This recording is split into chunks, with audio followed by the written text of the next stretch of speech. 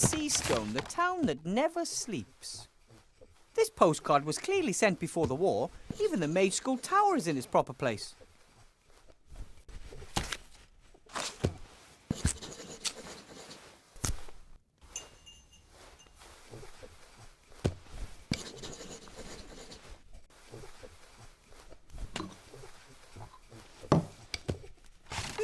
Sheet of paper with lots of paragraphs in small type. It says licensing law at the top. Rules for different drinking games, maybe. Article 1, paragraph 1. Drink with sense. If sense is not available, drink without. And here, Article 6, paragraph 5. The feeding of mugwais after midnight is expressly forbidden. That makes sense. Article 14, paragraph 2. The host is not required to serve vampires. This seems to be a long list of rules that apply to inns and their guests. How practical. This way you can check at any time to ensure that any freewheeling parties still conform to local ordinances. That's one less worry. A postcard from Seastone. It can help me get from A to B more quickly.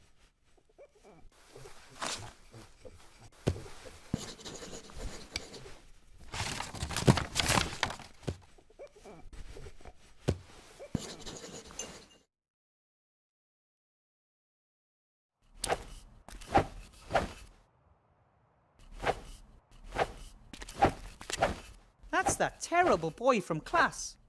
Pretty late for a little guy like him. Young guy. Hey! Whoa! You're Wilbur Weathervane! Out to make fun of me, are you?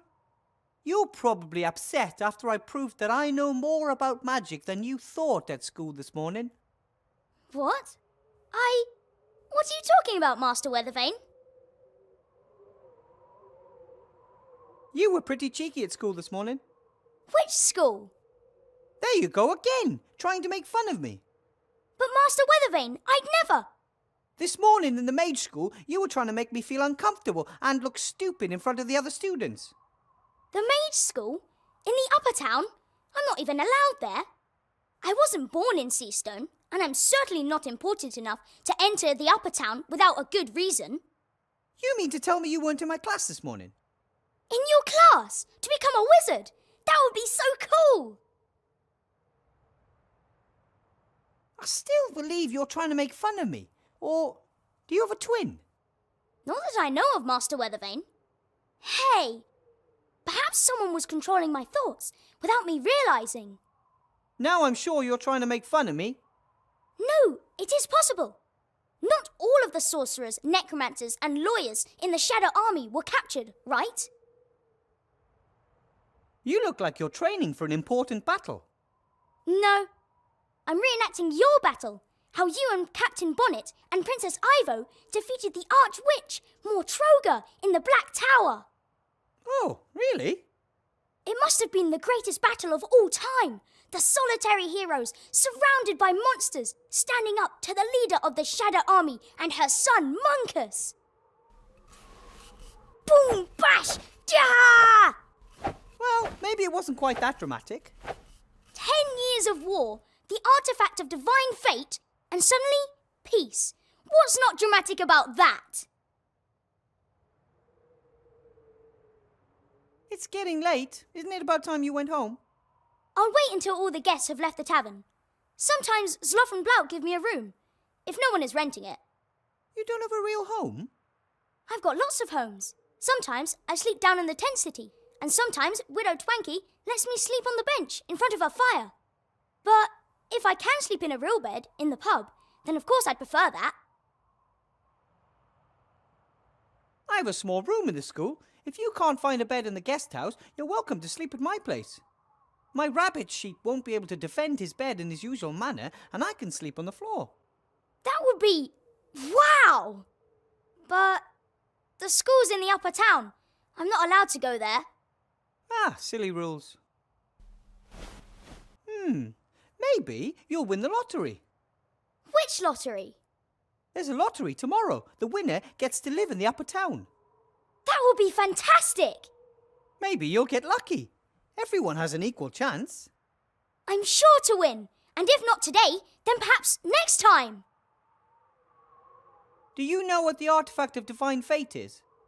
It can fulfill your every wish. I bet you wished for evil to be defeated. Right, Master Weathervane? We never used it. The arch-mage warned us that the artifact was just too powerful. But if you can wish for anything, why not just wish for good things? Arch-mage Alistair doesn't believe the world works that way, and I trust him. If that's what you think, then I think that too. Was good to see you again, or met you for the first time.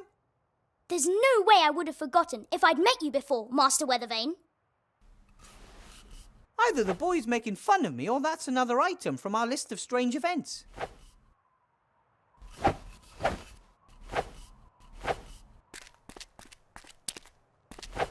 Psst! Bill! So, Petey, what's the password? Gold can't buy happiness.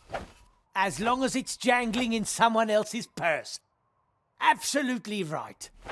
So, you wanted a barrel of brandy. Right. That'll be a small bag of silver.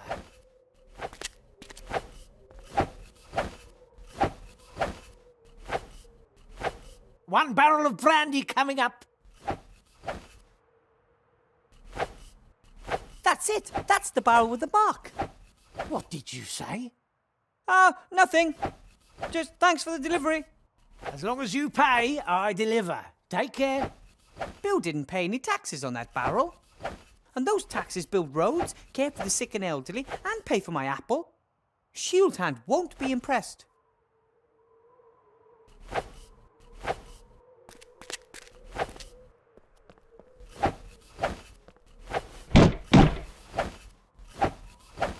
And? Bill has delivered the marked barrel. And has therefore cheated me. Just you wait. I'm going to get the bribe money I'm due and then some. Hey! Hello? What about my exemption? Hey, Mr. Shield Hand, we had a deal. And now Shield Hand's busy negotiating his bribe with Bill, and I'm stuck down here.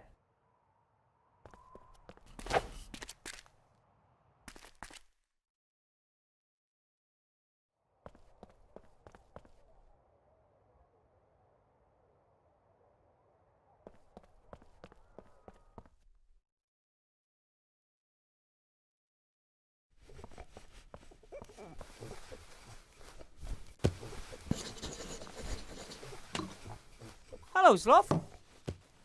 Ah, Wilbur. Greetings. Do you own the inn? I bought it. Blout is just my employee.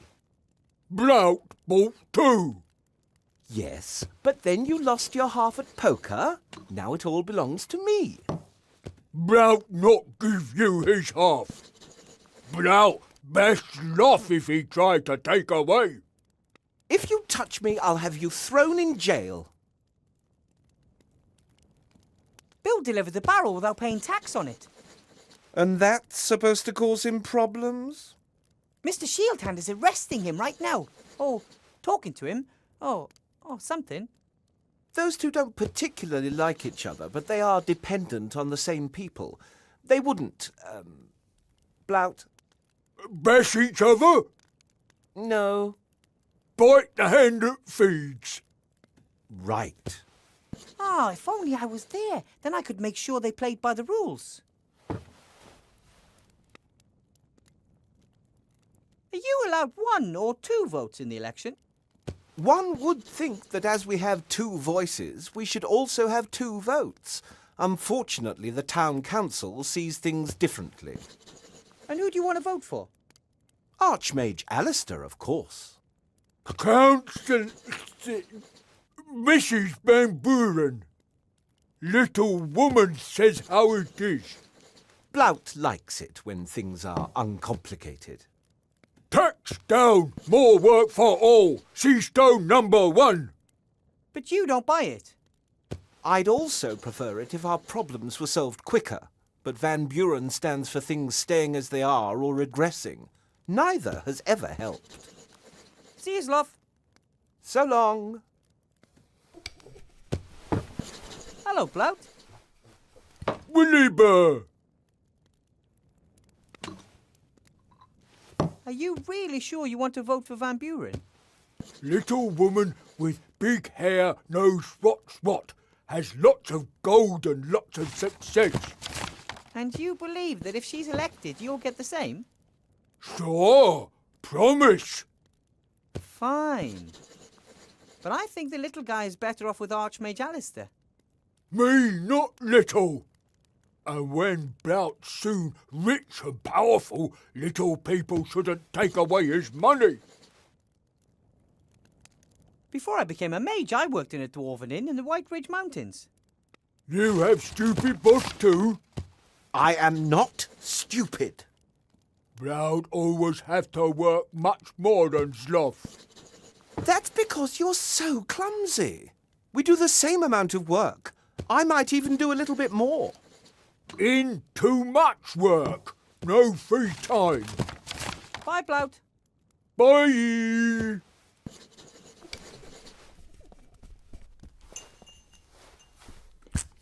That's the reporter who let the council leader dictate tomorrow's news to him. If I've ever seen a frustrated man, fox, then it's him.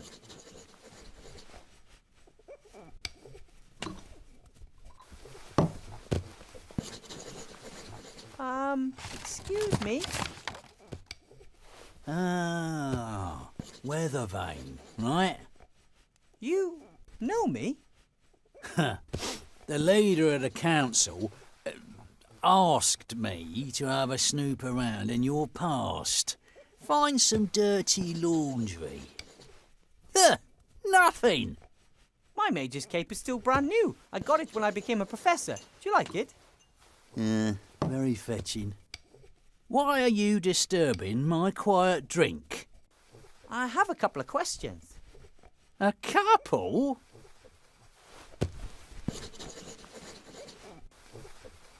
You're the editor of the Seastone Lookout, right? Mr... Fox. Archibald Fox. Your name is really Fox? You got a problem with that? Well, isn't that a little unimaginative? You are a fox, and your name is Fox. That's just how it is. That's get confusing at family gatherings. Oh dear. Everyone's a critic nowadays.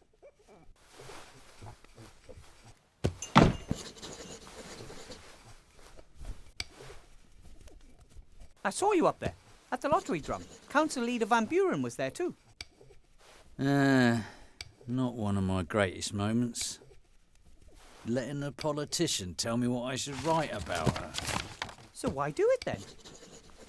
You can't drink integrity. Anyway, it's fantastic being able to influence so many people's opinions. What I write becomes a big issue of the day, you know?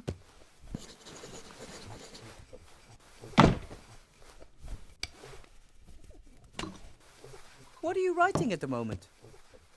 An article for tomorrow's edition. Pet dragon attacks on the rise. Child mauled. How does that sound? That's terrible. Is the child okay? Ah, don't worry. The kid is as made up as the problem with pet dragons. But then why write about it? In the obvious, the arch-mage simply doesn't do enough about the pet dragon problem. But I thought that there wasn't one. The leader of the council has now picked up the issue and has finally enacted a law strictly regulating the keeping of pet dragons. Everyone wins. My newspaper, because it reported on this urgent problem first. The leader of the council, because she acted quickly and decisively. And the citizens, because they don't have to worry about pet dragons anymore. Are you worried about pet dragons? No? You see, all thanks to Mrs. Van Buren. I get the feeling you're not very happy. Really? Why shouldn't I be? I've always got enough liquor in my belly, and I've never earned as much gold as I have this past year. I spent it on women, alcohol, and fast horses. I just frittered the rest away. I simply must be happy. I think I have a story for you, a real story. Yeah? As we speak, the captain of the town guard and a notorious merchant are negotiating bribes. What do you say to that? I'm shocked. No, seriously. Bill smuggles alcohol into the lower town, bypassing customs. Mr. Shieldhand knows about it and wants a bribe. Wilbur, let me explain. Mr. Fox, you're a reporter. It's your duty to report on things like this. Do you know why you feel so lousy? Because you're a bloodhound. Fox. Because you're a blood fox. You don't want to just make up stories and have propaganda dictated to you. You want to investigate. You want to uncover. You want to expose. Oh, all right then. Come and see how this old fox sorts things out. Fabulous. There's just one problem. Those two are in the upper town and the gate is closed. I'm a reporter. I can go anywhere.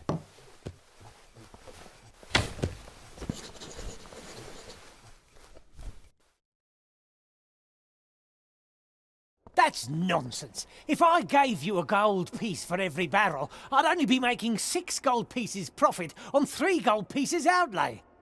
I may as well pay tax. I want my share. Nothing happens around here without my share. Good evening, gentlemen. And now him too. What's that I hear? Exorbitant prices being charged for alcohol, and this alcohol is being smuggled past customs into the lower town? I was just in the process of clearing up the affair. What do you want, Fox? Push off. We've got business to do. That's why I'm here. I want to show my young friend over there how business is done in this town. Exactly. That's why we have laws, you know. Right.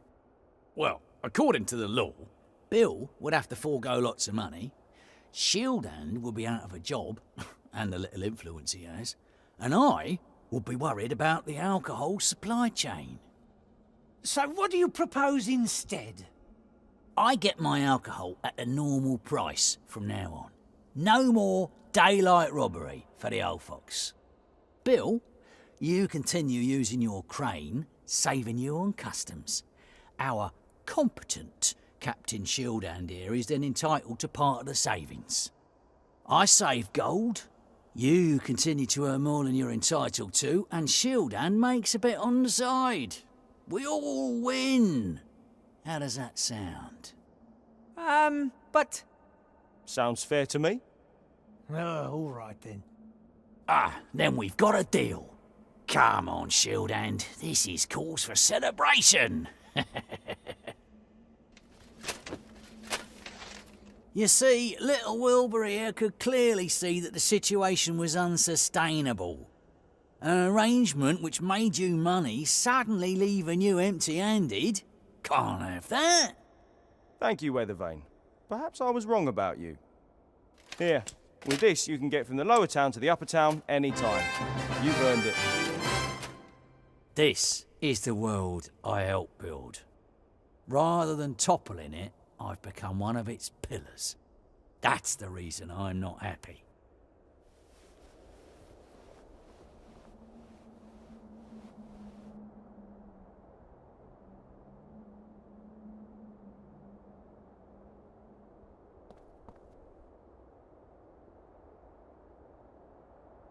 What can I do for you? what can you tell me about golems? Golems are powerful magical beings. They are made of clay or stone, have unbelievable strength, and can work non-stop. Are they living beings or machines? They are tools for mages. They do heavy physical work for them. The mage inserts a piece of paper with commands written on it in its mouth, and the golem carries out these commands. Where can I get a golem? Or do I have to build one myself? Golems are very rare and expensive, but their construction isn't difficult in principle. In principle? The body of a golem is a kind of statue of stone, clay, or other inorganic materials.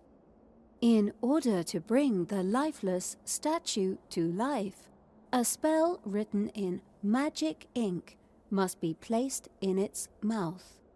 And nobody knows this formula. That is not correct. I know the spell. But how? Ah, Master Alistair! He must have sensed that I'd need a golem to help me. The body should be easy enough to build, and you know the spell, so what's the problem? The spell must be written in magic ink. Some of the ingredients are very rare. Ah, piffle, I'm good at finding rare things. What's the best way to go about building a golem's body? A golem needs a torso of stone, clay, loam, or similar. It also needs strong arms in order to carry heavy weights. And a couple of strong legs to move around on. Correct. The head of a golem must be made of clay and needs a mouth in which command notes can be inserted. That means I'll have to make the head myself. Unless I just happen to find a finished golem head lying around somewhere. What ingredients are needed for this magic ink? Does it have to be brewed like a magic potion? Like, stir 3 times to the left and then 4 quick turns to the right? I hope not. No, a simple mixing of the ingredients is sufficient. However, precise quantities are crucial. Okay. What are the ingredients?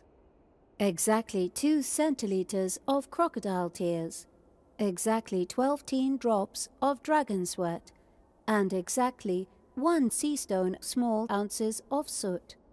What in the world is 12 teen? And dragon sweat? It's kind of hard to make a dragon sweat. Correct. Dragon sweat is very rare. I'll think of something. Can you list the ingredients for me? No problem. You can see the list by looking at me in the inventory. What do you mean, looking at you in the inventory? You'll manage.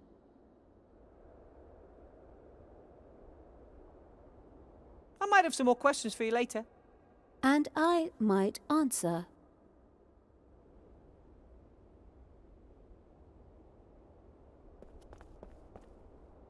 Hello, Bill. Wilbur.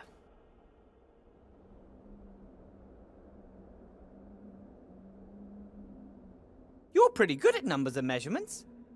I'd say. Can you tell me how much 12 teen is? 12 teen is a forgotten number between 12 and 13. In the past, people counted more precisely, so there were a few extra numbers. Thor and 12 teen, for example. But I have to add exactly 12 teen drops of dragon sweat to a potion. Oh, exactly 12 teen. Well, that's something else completely. That's what mages always write if they don't really know themselves exactly how much of something they need.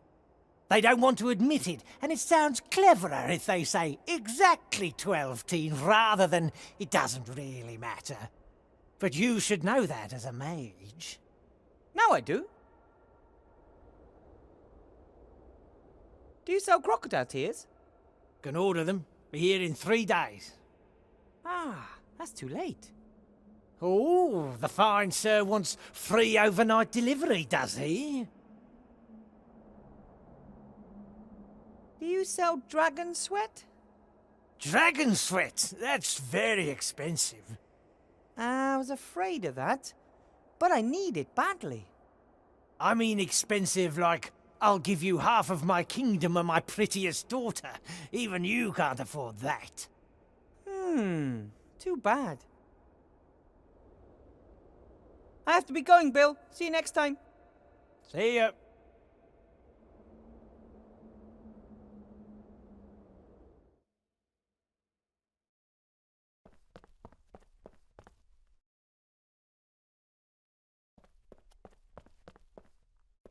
The troll just downed tools and called it a day. I should bring that up at the next staff meeting. Ew, the bucket is filled with some kind of mucus. Half water, half troll spit, I bet. No wonder the floor isn't clean.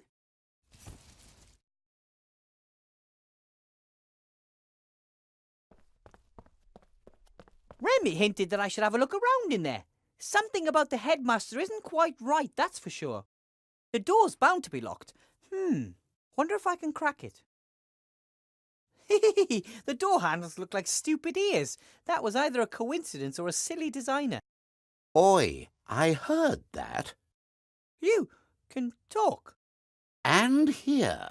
And who are you calling stupid? Oh, I'm sorry. I teach at this school and I'd like to get into the staff room.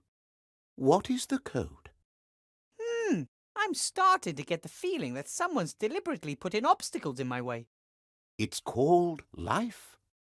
No, I mean that quite literally, it's like there's someone out there, somewhere, who has nothing better to do than think up one problem after another for me to solve.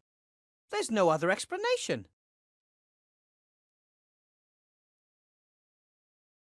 You can hear and speak. Certainly. Why? I mean, why must everything be alive? How could I hear the access code if I didn't have any ears? And how could I tell you the code is wrong if I didn't have a mouth? You have a point.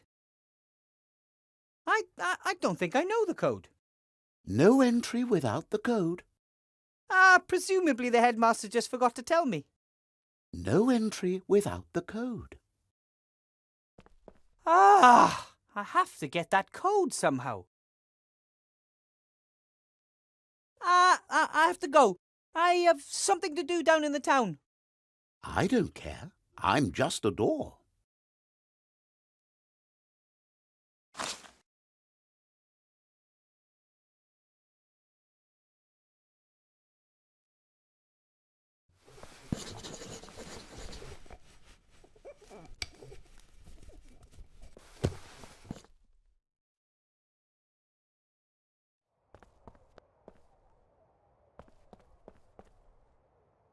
Hi, Timmy. What are you doing here? I want to know what's going on. All the rats have orders from my uncle except for me. I want to help too. I understand that you want to help and have a real soft spot for little heroes. But you're not the strongest and your health isn't best. The arch-mage staying in power is much more important for the small and the weak than anyone else. We would be the first to suffer under the council leader if she won. You could be right there. I'm trying to build a golem and I have to get into the staff room somehow. I could find a way into the staff room. There are lots of secret tunnels and passages under the town. One of them is sure to lead there.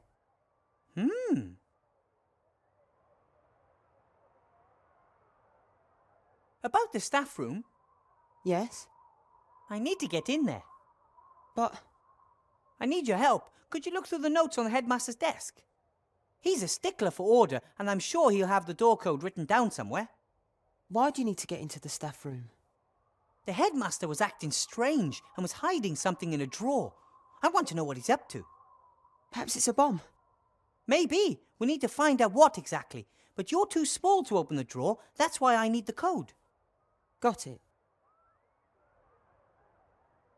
Tell me about the tunnels that run under the town. Some of the tunnels are old sewage pipes, but there are also lots of caves and old vaults down there. There are even some holes and crevices that rats don't dare crawl in. Some say there's a dark force. That sounds ominous.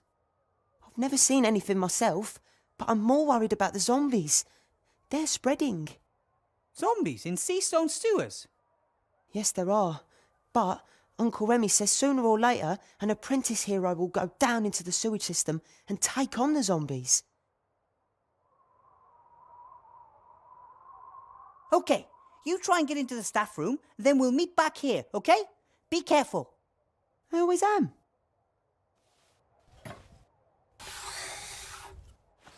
Hopefully that all goes well. Remy would never forgive me if something happened to Timmy, and I'd never, ever forgive myself.